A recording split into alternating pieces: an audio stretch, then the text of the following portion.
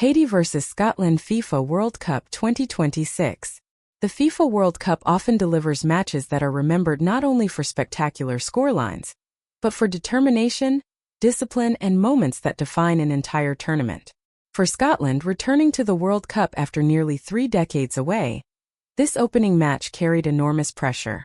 3 points were almost essential before facing group favorites Brazil and Morocco. For Haiti, appearing at their first World Cup since 1974, it was an opportunity to prove they belonged on football's biggest stage. One goal would ultimately separate them. Quote of the match: "Championships aren't always won by spectacular performances. They're often built on finding a way to win when every moment matters." Match overview. The FIFA World Cup 2026 featured a Group C encounter between Haiti and Scotland on June 13, 2026, at Boston Stadium, Gillette Stadium, in Foxborough, Massachusetts, USA. Kickoff took place at 6 p.m. local time (EDT), in front of a crowd of 63,625 spectators, creating a memorable atmosphere as Scotland returned to the FIFA World Cup for the first time since 1998, while Haiti made its long-awaited return after more than 5 decades away. Both nations understood the importance of earning points early in a group that also included Brazil and Morocco. The story of the match. The opening minutes reflected exactly what many expected. Scotland controlled possession while Haiti looked dangerous whenever they broke forward with pace.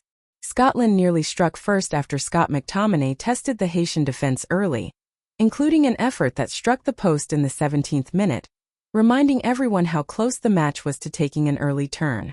Haiti refused to sit back, creating opportunities of their own through Ruben Providence and France Di Piero, whenever space appeared behind the Scottish midfield. The breakthrough finally arrived in the 28th minute.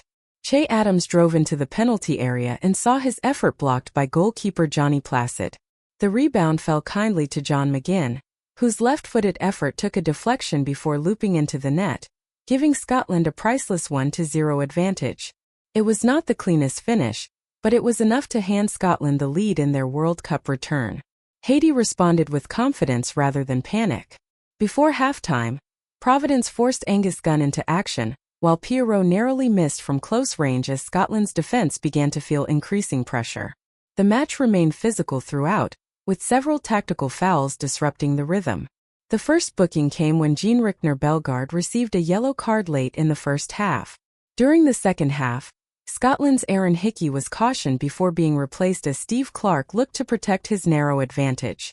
In stoppage time, substitutes Finlay Curtis and Kenny McLean also entered the referee's notebook as Scotland defended desperately during Haiti's late push. There were no red cards throughout the match. As the second half progressed, both managers began making changes. Haiti introduced Josue Casimir, Lenny Joseph, and later Yacine Fortune in an attempt to inject fresh attacking energy. Scotland answered by bringing on Ryan Christie, Lyndon Dykes, Nathan Patterson, Finlay Curtis, and Kenny McLean, prioritizing defensive stability and fresh legs to protect the lead. None of the substitutes directly contributed to another goal, but Scotland's replacements helped absorb Haiti's growing pressure during the closing stages.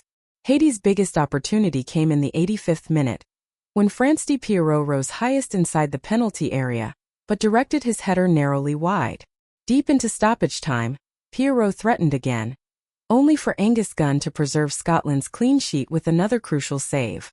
After 6 tense minutes of added time, the final whistle confirmed a hard-earned 1-0 victory for Scotland. Match analysis. Although Scotland entered the match as the favorite, Haiti demonstrated that FIFA rankings rarely tell the full story at the World Cup. Scotland began confidently, creating the better opportunities during the opening half-hour and capitalizing on the decisive moment through John McGinn. However, once they took the lead, the balance of the match gradually shifted. Haiti became increasingly aggressive after falling behind. Their midfield began controlling longer spells of possession, while Providence, Bellegarde, and Pierrot repeatedly tested Scotland's defensive organization. Rather than collapsing after conceding, Haiti forced Scotland into a far more defensive approach during much of the second half. Steve Clarke's tactical substitutions reflected his priorities. Instead of chasing another goal, Scotland focused on preserving shape, slowing the tempo, and defending the penalty area. The strategy was not spectacular, but it proved effective. For Scotland, the victory represented much more than 3 points. It ended a 36-year wait for a World Cup victory and provided the ideal start before much tougher Group C matches against Morocco and Brazil. For Haiti, the defeat was disappointing but encouraging. They showed they could compete physically and tactically on the world's biggest stage, creating enough chances to believe they deserved at least an equalizer. Their inability to convert those opportunities ultimately proved decisive. Match statistics. The final statistics reflected a remarkably balanced contest despite Scotland's victory. Haiti actually finished with 54% possession, while Scotland recorded 46%, illustrating how much of the second half was played in Scotland's own half. Haiti attempted 15 shots, compared to 9 from Scotland, although both teams managed only 2 shots on target. Scotland made the most of their limited chances, converting the decisive opportunity through John McGinn, while Haiti repeatedly came close without finding the finishing touch. The match remained physical from beginning to end. There were no red cards, but the referee issued 4 yellow cards, 1 to Haiti and 3 to Scotland. Haiti also earned 4 corner kicks, while Scotland finished with 3, reflecting Haiti's sustained attacking pressure during the latter stages of the game. Despite facing late pressure, Scotland's defensive organization and Angus Gunn's goalkeeping preserved the clean sheet and secured all 3 points. The scoreline may have read just 1-0, but the significance reached far beyond a single goal. John McGinn's finish gave Scotland its first World Cup victory in more than 3 decades and positioned Steve Clarke's side perfectly heading into difficult encounters with Brazil and Morocco. For Haiti, defeat brought disappointment but also belief. Their performance demonstrated resilience, attacking ambition, and the ability to compete with experienced international opposition. Although they left Boston empty-handed, they earned respect and showed that their return to the FIFA World Cup was no accident.